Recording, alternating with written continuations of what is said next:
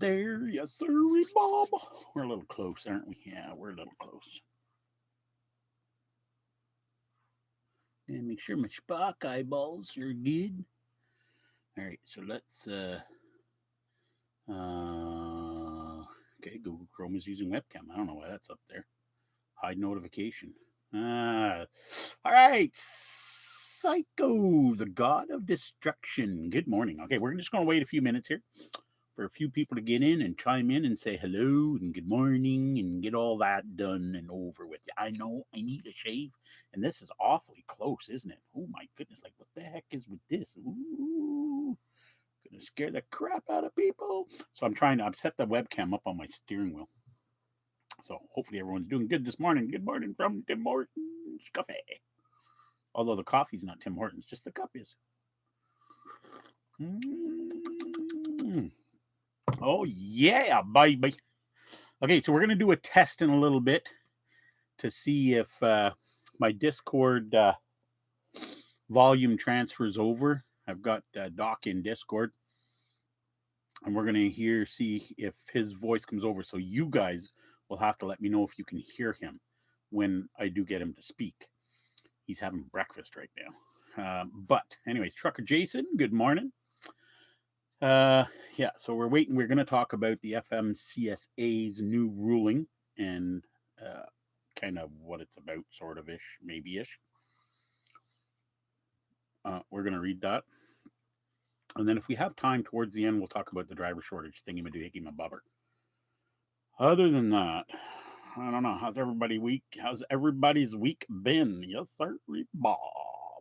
Okay. What do we got in here? What do we got? We got up to 11 people already. Ooh, awesome. We're getting there. Everyone's slowly coming in. Now, we're going to be switching up next week. Don't panic. Just hold on. We're not switching. I'm going to be playing with OBS Studios this week and see if I can't bring that in and figure out exactly how it works. I used to use XSplit. That's a monthly subscription. I'm tired of paying for that. It's not everything I was hoping it would be. Now, I am always been with Streamlabs, although haven't always had it connected. But we're going to, starting next week, we'll have the OBS running. We'll do the show with the OBS setup, Streamlabs OBS. That way, I can have certain things show up on the screen. And also, I should be able to show, well, I know I can, not should be. I'll be able to show the desktop, which is really what I want to do as far as showing you guys some of the articles and stuff that I'm reading, where I get them from, any pictures, things like that, viewer pictures that you guys might send in, things on the Facebook page, things like that. So I want to be able to also share my desktop and show you stuff there. So I've downloaded and switched over to OBS. I'm getting rid of, like I said, XSplit, just because it's money. But OBS is free, and Streamlabs, and it has everything. It has the widgets, it has the overlays. It's going to look really cool. We're going to attempt to look professional. We might even try to get an intro in there and everything. So we'll see. So we'll just go through here. Duffy, good morning. Roadhammer, howdy. Ryan Peterson, who do you still talk to? What? Who do you still talk to from YouTube? Well, Trucker Rudy every now and then. I haven't heard from Allie Knight in quite a while. I mean, mind you, she's doing her own little thing. Who else was there? Trucker. Well, Trucker Jukebox. I do chat with him occasionally, but not that often. Not as often as I'd like to. But I've been kind of sort of disconnected from everyone. So that's my own fault. So I'm going to slowly try to get reconnected with everyone. Hopefully, I don't know about next week, the week after. I got to send a message to Trucker Rudy and see what his availability is. I'd like to do a show where I have him on. I'm not sure exactly how we're going to do it. The only one where I can get like his face in here, my face, is the Google Hangouts thing. I'm not really thrilled with Google Hangouts right now, but we may do it through that to get Trucker Rudy in here. If the Discord thing works, hold on here while we're doing this. Let me put my headphones on so I can hear Doc. Ring-a-ding-a-ding. Hello, Doc. Are you there, Doc? He done left us. Okay, so he's done left us, probably to get more food.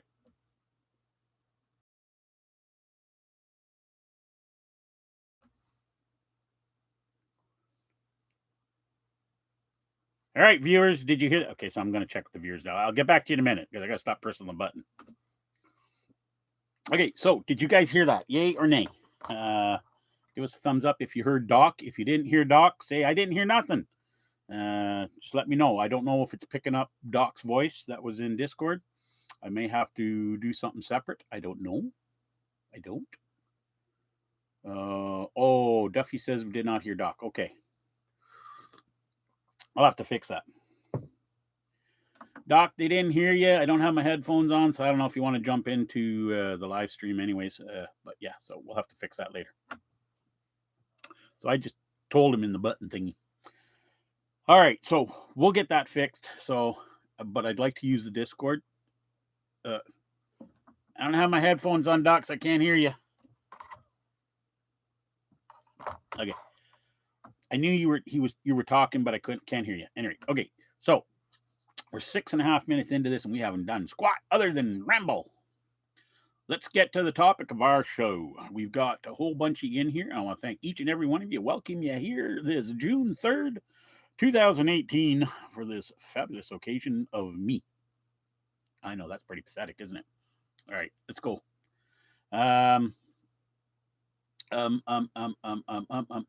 Yeah. Okay. So this, guys, was reported by the news story is on Overdrive magazine. So credible source. And the title reads FMCSA allows personal conveyance use from a shipper receiver to a parking location. So this can be taken many, many, many, many different ways. Now I can't see your chat right now, guys, so just hold on. I'm going to read a little bit of this first, and it's quite long. I'm not going to read the whole thing. I will put a link in the replay. I should have put a link to this to begin with. There is a link on the Facebook page, guys, so you can go there and read on it. This is really lengthy, and I would suggest you guys go and read it so that there is some clarification to what you can and cannot do, or what they're allowing. But I'm going to try to give you the gist of it, and then we can discuss, is this a good thing? Is it not a good thing? Is this, anyways, we'll get to that. Okay, so effective absolutely immediately, the Federal Motor Carrier Safety Administration has said it will allow drivers to use personal conveyance status, which is technically line 5 in your logbooks, to get to the nearest safe parking spot location rest after hours are exhausted by a shipper receiver or off-duty periods are interrupted by law enforcement. I'm not sure when they say, now I'm stopping here, exhausted by a shipper receiver, that part's pretty clear. You sit at a shipper for 8 hours waiting to get loaded because they're a bunch of morons and didn't have your load ready. God forbid. I have no idea how they would not know that you're coming and that they're having to ship this stuff. I mean, it's their customer that purchased it. Why is the crap not ready? And I know a lot of you have said that too. I know I have. Anyway, so this part is kind of catching me off here. Or off duty periods interrupted by law enforcement. So, what does this mean? Does this mean you didn't plan your day properly? You parked on an off ramp where you weren't supposed to? You started your 10-hour break, and now the cops come by and say, hey, buddy, you can't park here. You need to move. So, does this mean, okay, yes, we can now go into the personal conveyance mode to get to the next truck stop at this point? Or is it because you were pulled into a scale and they nailed you on an hours violation, they put you out of service and say, okay, now you can use your personal conveyance to get to the nearest truck stop, and they give you a specific location? What exactly does that entail? We don't know. Anyways, okay, so we're going to read here, maybe we'll find out. Okay, so it says here, the movement from a shipper or receiver to the nearest safe resting area may be identified as personal conveyance. Text of the clarification reads, and this is, they're quoting it from, I guess, the FMCSA, regardless of whether the driver exhausted his or her hours of service, as long as the CMV, commercial motor vehicle, is being moved solely to enable the driver to obtain the required rest at a safe location. So, whether you've used up all your hours or not, let's say you finish up at a shipper, receiver, whatever, and you've only got maybe an hour to drive, half an hour, but it's not quite enough time to get to a truck stop. So, does that mean you can go into your personal conveyance mode from that point? Because you're out of shipper receiver. So I'm going to guess it has to show from a shipper receiver, not some middle waypoint along the way where you switch over. So at that point, you're at the shipper receiver. You say, okay, I need to get to the next truck stop. It's 45 minutes up the road. I'm going to go personal conveyance from point A to point B, not drive the rest of your half hour that you have left in your log and then switch over. I think it means, okay, at this point, you have to switch over and note that you are going to that location. That's my interpretation, anyway. Comments to the proposed change that supported affirmative answers were made by several respondents. The agency notes in its Federal Register guidance, including the Creek Carrier Fleet and owner-operator Real Women in Trucking advocate Desiree Wood, among others, Schneider National, to ask for clarification of the issue. FMCSA said the agency also announced Thursday changes to guidance around the 150 air mile radius agricultural commodity hours of service exemption. Both changes were put forward ahead of the December 18th, 2017 compliance deadline for agency's electronic logging device mandate, and pitched as providing clarity and some additional flexibility for drivers.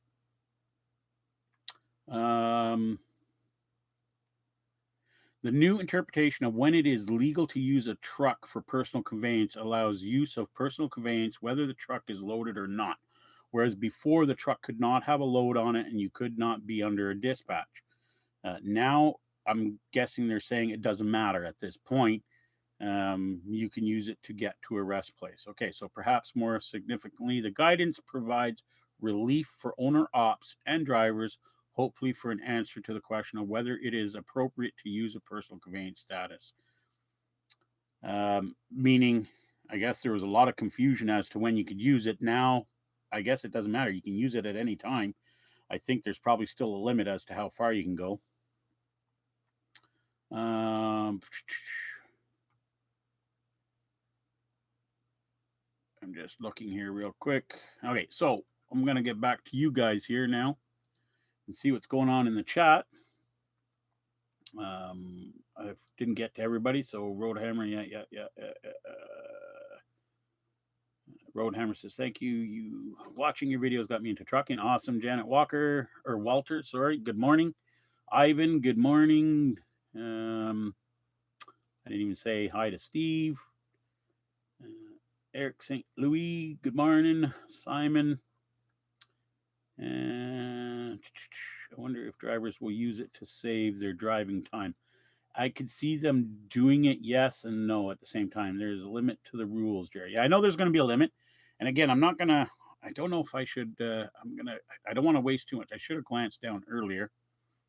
There's always been a limit. Like you can't drive 200-300 miles on it. I know up here when I was with Celadon, I think they had a company limit. I don't know if it was the actual law limit of 75 miles.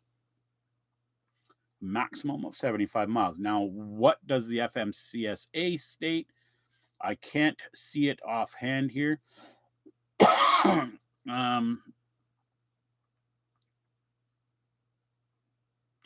Sorry, guys. I didn't prepare properly. I thought I had.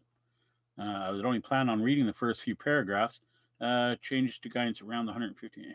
See, that's ag hours. We're not interested in the ag hour exemption right now. I'm trying to find out for you guys.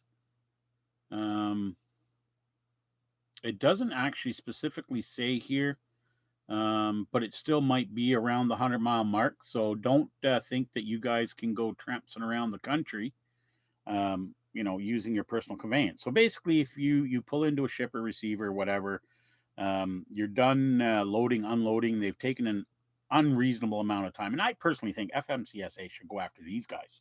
Go nail these shippers and receivers for taking so long, because you know what? A lot of times, you guys, we make appointments. I've always made appointments to get in there for a lot of places, or they say, you got a 7 a.m. pickup, you got an 8 a.m. pickup, and we show up on time, and these buggers aren't even ready. Good morning, Mr. Chapman. Brad, how's it going? Afternoon in the UK. Yes, it is. Um, so I don't really understand. Everything still keeps being put on the driver, but I'm glad to see that they've made a change as far as this rule. Makes life a lot easier for all of you guys out there driving. So now you get there, you don't have to worry about running out of hours. Okay. This is a good thing. There's no panic in running out of hours. There's no panic in saying to the shipper, well, I can't move. I'm out of hours and I'm going to sleep on your dock. And them calling the police and blah, blah, blah, and getting you kicked off. I got a thing right here. Look at that. That's just disgusting. I know. Squirrel. Okay. So I don't know what the heck happened. That's bothersome. It's like it's not even a zit. I don't know what it is. But anyway, okay. So enough of that. I'll just talk like this. We'll cover it up. There we go. So, at any rate, okay. So this is good because now it allows you guys to not have that worry, guys and gals. Sorry, lots of you gals out there driving. Uh, you don't have the worry now of running out of your hours. Let's say even you're driving. It's a hot load. Boom, boom, boom. You get to your receiver or the pickup point because it had to be done before a certain time, but you knew you were going to be out of hours when you get there, or you're going to just be under the wire. You get there, boom, you've run out of hours. They load your truck, and you're like, oh, before it was like, crap, now what do I do? The freaking truck stops 60 miles away or whatever, or the rest area on the highway where you were planning on going anyways. But now, technically, legally, you couldn't drive there because you were out of hours, especially with the new electronic logs, making it even that much harder to just fudge it a little bit and get your butt over there, right? Now, basically, what this means is, you don't have to worry about it. Damn, I ran out of hours. Okay, well, we're on personal conveyance. We're going to, look up in your book, your GPS, wherever. Where's the next truck stop? Where's the truck stop's 120 miles away? Well, that's a little too far. You're probably, again, I'll put the link in the replay. You guys can go and you can go to the FMCSA site and get the exact ruling. Unless one of you guys who's in chat can look it up real quick here and get a distance, or if what their distance is here. And I'm sorry, I apologize for not getting that. I never even thought of it, to be honest with you. But I know up here, for when I was with Celadon, the maximum was 75 miles for personal conveyance. Whether that's it or whether it's 100 miles, it's going to be in that range. I bet you any money it's going to be within that range. They're saying the ag one is 150 air miles, so maybe it's 150 miles. I don't know. But whatever the case is, which I think is a little bit excessive to go to the nearest truck stop. So it's probably going to be around the 75, 80-mile mark, give or take. And it's also going to depend on your company what their allowance is for personal conveyance. But now that they've opened this up, at least you can get to the truck stop. You can get to the rest area and not worry about being pulled over and getting fined up the wazoo, or your company yelling, why'd you move? You got a violation. You lose your safety bonus and all that other crap, right? So this is a really good thing. Is this something you guys are happy with? That's the question too. Like, I know a lot of people have been waiting for this. I can't see any negatives to this at all. Nick says he agrees. So this is definitely a good ruling. So there is no loose. I'm trying to think of a bad side to this, but there just can't be. It's impossible. So anyway, so the first part of the show, we covered this. This is good. This went by actually pretty quick. If you guys have anything to add to it, feel free. Jump it in the comments. We'll read it out. I do want to go on this. This is one that was originally the topic that I was going to go for this week. And then I saw this one, and then I said, wow, we got to talk about the FMCSA one. That's a little bit more important. But here's one, and we touched on it last week a little bit. And this is America has a massive truck driver shortage. And this one kind of got under my skin a little bit, that, all these companies are saying they have a truck driver shortage, but is there really a truck driver shortage? I don't know if it's as much of a shortage as it is uh, being a truck driver is not the job it used to be, and it's not attracting the people like it used to. All right. So we'll just get into a little bit of a history here with you guys. When I started driving, I was making, it was on average 45 to $50,000 a year. Not a ton of money, but back then that was good money. I mean, cost of living was low. I mean, we could buy a new car for like 11,000, 10,000, $11,000. Could get a brand new car, fully loaded, and we were fine. Um, the house. We bought the house 30 plus years ago, over 30 years ago. And we paid like 90 grand for it. The houses around here were going for about 100, 110. We got a deal on this one because the guy was in the military and had to move. I mean, he had to go and he wanted a quick sale. So we got lucky with that. We got the house for like 10, 15 grand below market value. So we got a good deal on the house. So, I mean, that's what the cost of a house was back then. Nowadays, really, drivers, and in this article, they're saying, $80,000 a year. No, there's not too many guys making 80 grand a year that are over the road um, with the bigger companies and whatnot. I know some of the smaller guys, specialized things like that. Yes, these guys are making it, but your average driver. I don't want to hear from guys that saying, "Well, I make 100 and whatever grand." Well, I'm not talking owner operators, and I'm not talking you guys that run oversized permitted loads and things like that. You guys get paid a little bit more. Your pay structure is a little different. The guys that make the 70 grand that is advertised, 80 grand a year, are the guys that work for like Cisco, Gordon Foods. Some of these guys, they pay exceptionally well.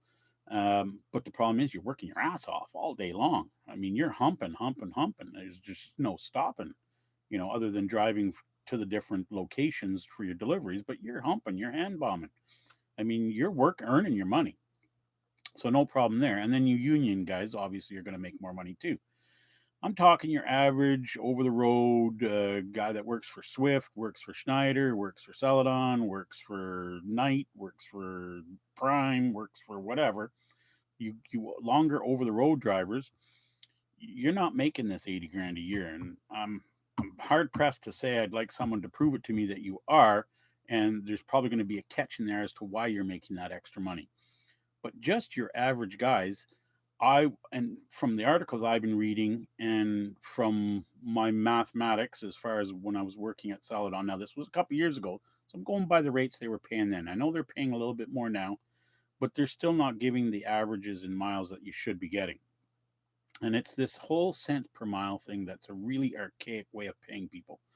But, I venture to say people are only averaging 55, 60, and 60 is, probably at the top end, 55, 60 grand. Now, that's not horrible money. But when you look at the cost of living nowadays and the price of a car, the average car, you're going to pay 20 to 25 grand for. You guys that get your little sports cars and, your pickup trucks. Pickup trucks. Oh my gosh, it's just a ridiculous amount of money for pickup trucks. You know, a lot of guys like their pickup trucks. So huge, huge money for housing. Around here, the average single family home, 11, 1,200 square foot, is going for $400,000. That's here. Different parts. I know you go out west, Western Canada. Half a million is probably on the cheap end. Up into the millions, like up in Vancouver and whatnot, for just average homes. So the cost of living is so much higher nowadays. So when you compare what you're making to the cost of living, really, in the wages have not kept up with inflation. So there's one area. Now you have companies that are on ELDs and it's mandated, and so your average weekly miles is down. I venture to say most, okay, I know there's quite a few of you that get more, but I'd say the average most drivers get is about 2,500 miles a week. And that's probably on a decent week. Um, Probably there's a lot that get less, 2,000, 2,200 miles a week. It's not a lot. And when you're getting paid cents per mile, I don't care, if they pay you 75 cents a mile, when you're getting 0 miles, you're getting 0 miles. So, my opinion, you want to eliminate this driver shortage. Number one, we need to treat the drivers with a little bit more respect because let's face it, you guys that are out on the road know exactly what I'm talking about. We get no respect from A, the four wheelers, B, the police, C, the DOT and MTO up here in Ontario, and I don't know what it is out west. I don't. Anyways, so the different law enforcement agencies, and D, the media. The media paints a horrible picture and bunches us all in. As in last week's show, you guys know they a lot of times say the trucks are all bad when it's only a specific group, and they don't emphasize on that. Or you hear in the news all the time, truck slams into car and kills a family of four when it was a pickup truck. Okay, but they still say truck, and I get so angry when I hear that. Beast, and I know it's a pickup truck, and you see it in the news. Why did you say truck? People assume it's a transport truck, type thing. But anyway, so um, do we you big companies, this is and I know probably no big companies ever going to see this. Maybe you guys could share it with your companies. If they really want to know how to fix their driver shortage, a pay the guys what they're worth, never mind the cents per mile. I would like to see a company, excuse me, break the mold, set a precedence, get out there and say, you know what, we're going to take charge here, we're going to lead the pack and pay salary. So much easier. They could even go hourly. A lot of people say it's hard to pay hourly, but you know what? Your electronic logs, it tells you right in that ELD exactly how many hours that driver worked. There is no the driver cheating and saying he worked 20 hours when he only worked 19. Okay? It's in the logbook. You got two lines there. You're driving and you're on duty not driving. These should be paid hours. So whatever these hours say in the logbook is what they should be paying you by. They do it this way in Europe for forever, and well, I don't know forever, but who was it from UK here? Hold on, let me go back here. Where is it? Um, oh my gosh, I'm terrible. Who was it that just came in from the UK? Not just, but anyways, um, my chat has gone so far up that I can't. Oh, now I lost it. Where's my dude from the UK here? If you drive in the UK, you'll know. Tell us, how do they get paid there? Anyways, so let's just quickly go. Squirrel.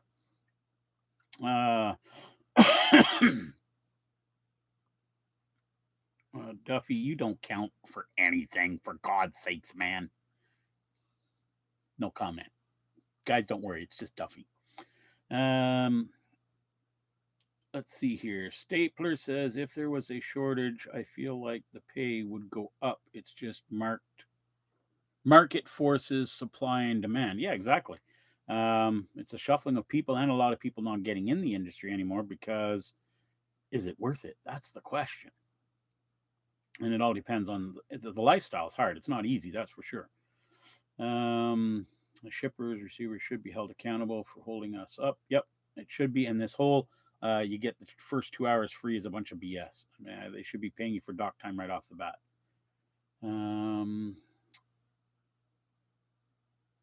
Yep, the price of fuel's gone up. I read somewhere it's one of the most dangerous jobs in the US too. It can be, but then again, that's because of the quality of driver that's out there. The training sucks. But we'll get into that a little bit too here. Well,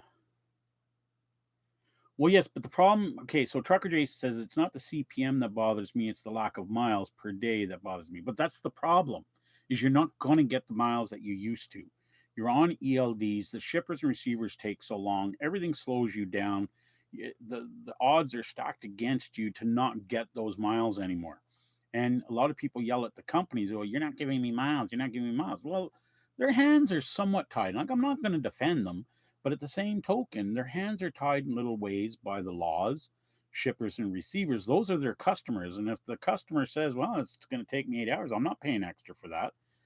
The trucking companies eat that. Now, the trucking companies, because it's a cents per mile deal, don't want to have to pay out all their profit now because, I mean, they're in business to make profit, guys. Either way, they're not there to cater to you, even though you're their bread and butter. as far as getting the job done. So you're their front line, but at the same token, they're there to make a profit. And so they figure, well, we'll pay you cents per mile. So if we lose, you lose, which is kind of wrong.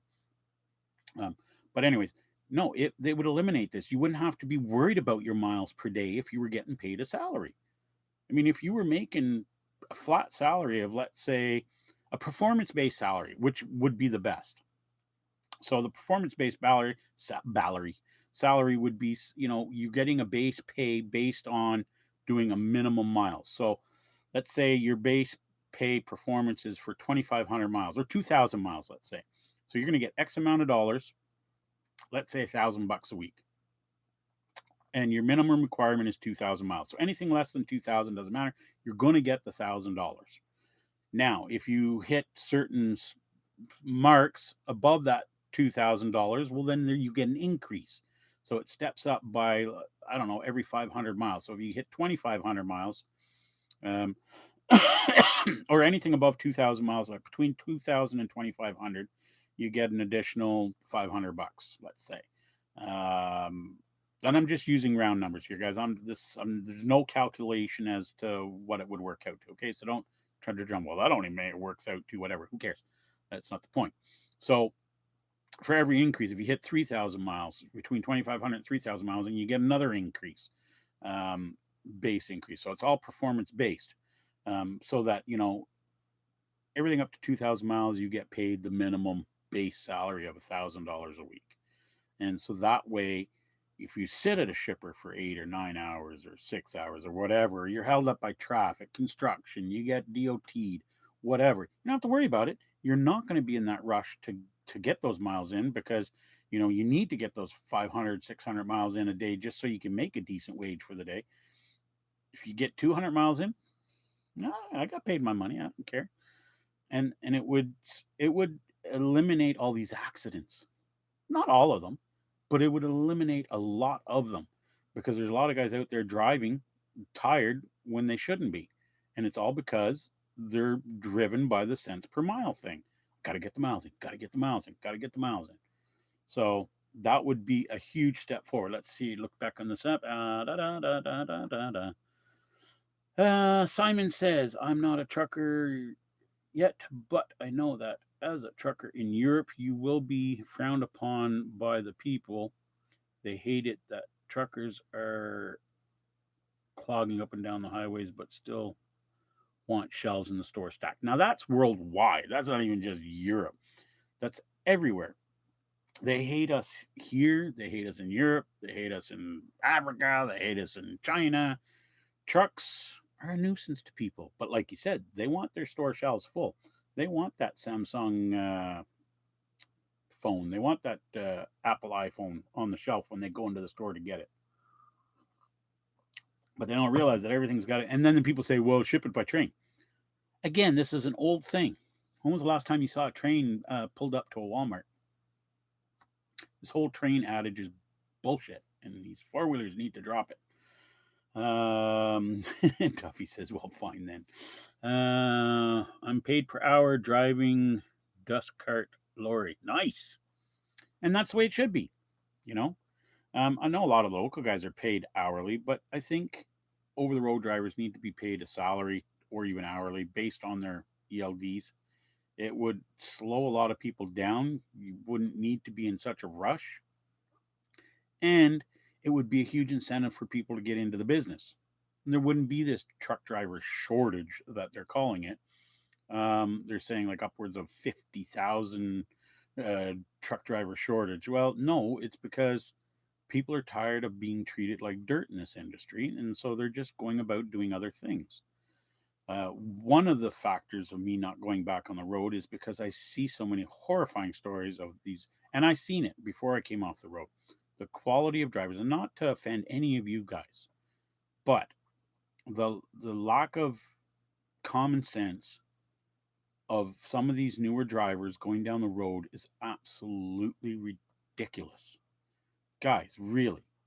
I mean, you see trucks going whipping down the highway, 4 and 5 trucks deep, following each other, just matter of meters, feet off each other's bumpers. There's no way you're stopping. First truck goes off the cliff, you're going right with them, as the saying goes. Um, and it's a joke, and it kind of scares me. I don't want to be out there and be part of that, or be killed, or be involved in something that someone else causes because they don't have the common sense to know how to drive down the highway properly. This is not your Mazda. This is not your little Yugo. You know, you're and the drivers are driving like that. It's ridiculous, absolutely ridiculous. And it's one of the reasons I don't want to be on the road. I don't want to be associated with a lot of these drivers in any way, shape, or form. I don't want people looking at me. I mean, I seen it my last few years out there before, of people looking at me and painting a really horrible picture of what I'm like, even though I'm nothing like that. You know, you drivers are like this, you drivers are like that, you guys are horrible, you guys, you're out to kill us. And that's the picture that we as drivers, or that the trucking industry has painted with the public eye. And I hate to say it, that's where all the problems start. The public eye gets onto their congressmen and their MPs and their local governments to get these stupid laws put into effect. And so now these politicians are on to the people that make the laws. And so that's where the pressure is coming from for a lot of them. What's Trucker Jason saying? Also, there are way too many companies out there competing for the same loads. Well, there's never a problem with companies. I mean, competition is competition, and competition is what drives the rates down in some cases, but it's also what gives can give better service. Now, I know a lot of people, and somebody I'm sure of it is about to jump in and type in, and I'm hopefully going to stop this real quick. Is a lot of people blame the big companies for the low freight. And I know this is going to start an argument when we're not, I'm not trying to start an argument, but I just want to get this point across. Guys, it's not the big companies that is the reason for cheap freight. A, it's the load brokers that are the reason for cheap freight. And it's also the ma and pa single to five truck, even 10 truck operations, but maybe even a little bit bigger. But it's the small company that is the reason for cheap freight. And the reason it is because they get into a location that they want to get out of. They can't find freight, so they will do it for next to nothing to get out of there. And that is why you have cheap freight. Also, another reason for cheap freight is you get an area that is saturated with trucks with very little freight. And now you've got everyone bidding for to give the lowest bid possible to the freight. And the brokers aren't stupid. The companies aren't stupid. No, we got 100 trucks here and we've only got 50 loads. Hmm, we're going to get shit moved for cheap. You have an area that's got 50 loads and only 25 trucks. Guess what? Freight prices will go up. So there's a balance there. Don't blame the large companies. Large companies have huge overhead. And what a lot of guys, new guys, and guys that are seem to want to blame the big companies for everything, don't understand is these large companies, when they bid on contracts, they have to provide a trailer pool. I don't know of any single trucker that can provide a pool of trailers of 5 to 10 trailers. And I'm just using this as a number because the bigger companies have to provide trailer pools much bigger than this. But to average it out, to weigh it out, you know, a single truck needs to have at least a minimum 2 to 4 trailers per truck at the shipper providing a trailer pool so that the pool can be rotated. Truck comes in, just grabs the trailer, goes out, drops an empty. And then you got to have the 2 storage or spare trailers that could be sitting at the door being loaded slowly in the interim. So there is no small company. I mean, I worked for Hawks Transport, guys. You guys know it. Awesome company, excellent maintenance record as far as their equipment goes. It was older equipment, but it was maintained to a T. And we had a itty bitty trailer pool, is what we had. We had 20 trucks, and I believe we had 25 trailers. And what he did was a lot of guys would come in, we would drop our loaded trailer in the yard, go home for the weekend. His local guy would go deliver it because it was at the mill or somewhere not too far around or whatever. Or we drop our empty trailer because we delivered in Montreal or whatever, and we'd hook onto the preloaded trailer that was there. So we'd always have a couple empty trailers there because we always hauled the steel coils out of Avaco, which was just down the road from us. And so the local guy would take the empty trailer, go preload the trailers, bring them back, dump them in the yard. And so the rotation was there. But that's not a big trailer pool where you get companies like Celadon and some of the Walmart distribution areas that we pulled out of. You went in there and there was no less than a dozen Celadon trailers in there, minimal. So, and more, depending, the Lowe's stuff that we did and other extras. There was always a trailer pool there. So there's no small company that can provide these trailer pools in that quantity. So there's an expense. So you got to provide all these extra trailers. Then you got to give load guarantees that the load's going to be there on time. If not, you get these penalties. There's no small company that does this. Why? Because you're either getting your loads through the brokers or through small contracts that don't have these built into it. These big contracts all have this built into it. So these aren't the $1.50, $1.80, $2 a mile loads, guys. They're charging these companies $3, $3.50 a mile or whatever, almost double what the normal going rate is out there, because they're giving the guarantees, they're giving these trailer pools, so they're making the extra money. So don't fool yourself for a minute thinking that Celadon or Schneider, any of them, are out there underbidding the single guy, because you know what? Celadon, Schneider, Werner, all of them, Prime, they don't want the single load companies. They're not bidding on these freights. If they do take one from one, it's just to grab a load to get out of there, and they're just grabbing whatever rate that the broker is offering at the time. So a lot of the fault for the low freight is cheap freight is the brokers. Anyways, we totally squirreled on this. What the hell happened, people? Bruce says, became much happier driving dump truck and concrete mixer locally, hourly, good hourly pay, and home every night. They can't even find good drivers for this. Oh, I know. That's scary too. But yeah, so you guys get the idea. So hopefully this was an interesting topic for you guys. We're at the 42-minute mark here. I know we're running a little long on the tooth again. So hopefully this puts some food for thought. I am going to set up the replay here. I'm going to put the links to both the driver shortage story. And you guys, if you're interested, you can read it of what they're saying. And whether you agree with it or not, you can chime in the comments there, whether you agree with me or not, and what your thoughts are. I'll just quickly add here, Simon is saying, in Europe, it's the Eastern European companies who are pushing the price. They drive so cheap that the Eastern European drivers have less than minimum wage and drive for 2 months at a time. Yeah, and that's a problem too, is you get these companies that take advantage of drivers, but then the drivers are the ones. But then again, you look at some of these drivers and they haven't had a job in however, so they're happy to have a job, and they're willing to do stupid crap for it, and that's wrong too. So, but if you don't have any employment laws, there's nothing you can do about it. It's really hard to fight and combat something like that. So I know in Europe there's a big issue with those Eastern drivers and the cheap labor that goes on there. I've been listening to that fight for quite some time now.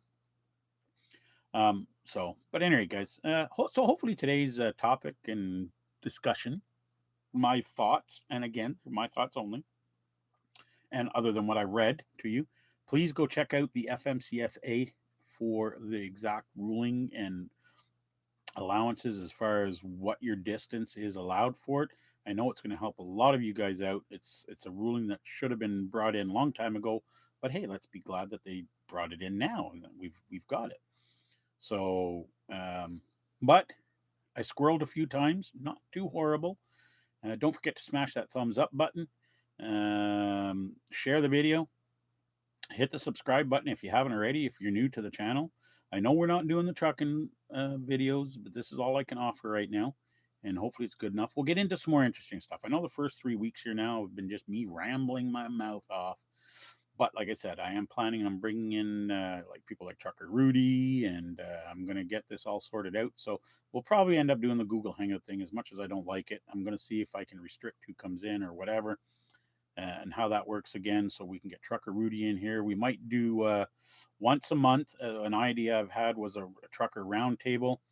Again, we might have to do it like we used to do it on Google Hangouts and get 4 or 5 people in, not just random, but invites we'll put out and have specific people in. I am also working on something else, which I'm not going to reveal right now, that I'd like to get, which is like a guest host or guest for the show, someone a little bit higher up than any of us YouTubers. And, but yeah, so, anyways, guys, I hope you guys had a great week. Hope you've had a great weekend. And yes, as you can tell, I've decided on Sundays as being the show day. So tune in next Sunday at 10 a.m. sharp, because I'll probably be late again. Yeah, because I always am. Because God, God forbid I go upstairs and get my coffee a little earlier, right? These are awesome mugs, by the way. I'm just saying, not the fact that it's got that on there, but these are really good mugs. So it's one of my favorite mugs. All right, Guy. Did I miss something? I'm just checking the chat one more time here. Janet, thank you very much. You have a good week too. Lauren, hey, I made one. Lauren, you made it as we're leaving. I hate to say it. If you just got in, we're getting ready to leave. I'm sorry to say. Simon, here's yeah. So, anyways, guys, thanks for tuning in. This is awesome. I'm glad you guys have been tuning in. We'll do it again next week. Hopefully, we're going to improve. I'm going to get some overlays. I'm going to have a news ticker maybe on the bottom, something. I'm going to try to make it fancy for you guys. So, tune in next week. Lauren, you can watch the replay. Give it about half an hour. It'll be processed, and then you can, if you're feeling so inclined, you can listen to me ramble on for 46 minutes here. Well, you can do it for 40 because you've been in for the last few. So you don't need to rewatch the ending. And I just keep rambling. So, anyways, guys, that's going to be it. So we'll talk to you later. Bang.